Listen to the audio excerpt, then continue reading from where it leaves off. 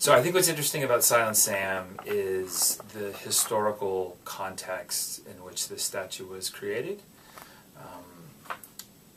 What people need to realize is that the statue just doesn't come out of nowhere. The statue is part of a larger era in which white Southerners are instituting Jim Crow laws.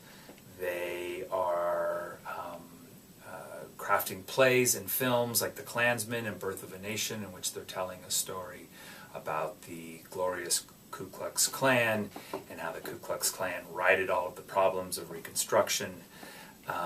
So this monument is part of a larger culture in which white Southerners seem to be looking back to the past, back to the kind of quote-unquote good old days before the Civil War, when racially speaking all seemed right in the South. And so it's hard just to look at this statue and think that it's really just a statue honoring Civil War soldiers, which it is to an extent. But again, it's part of this larger culture in which white supremacy is being solidified and in this context monumentalized.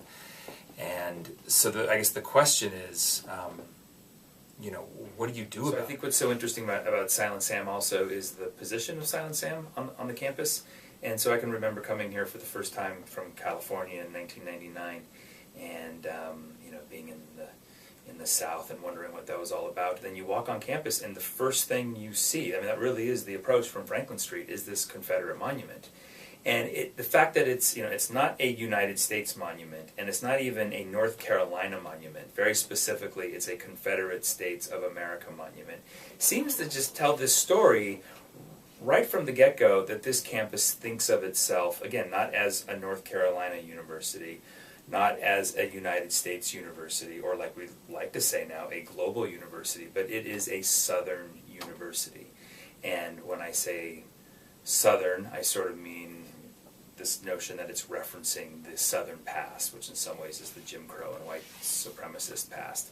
So the statue itself, one could argue, isn't the problem. In some ways, it's where the statue lies on campus, that its prominent position at the entryway to the campus is one of the more problematic aspects of it. Let's see, what else can I say? What else should I say? Do you have an opinion on whether a plaque should be added to the monument, or whether? Yeah, I ask my students this sometimes. Mm-hmm. In my U.S. history class, they've read the speech that was given at the dedication of Silent Sam, in which it becomes very clear based on the people who speak at this ceremony, what their thoughts are about the meaning of the statue. And they are very clearly hearkening back to this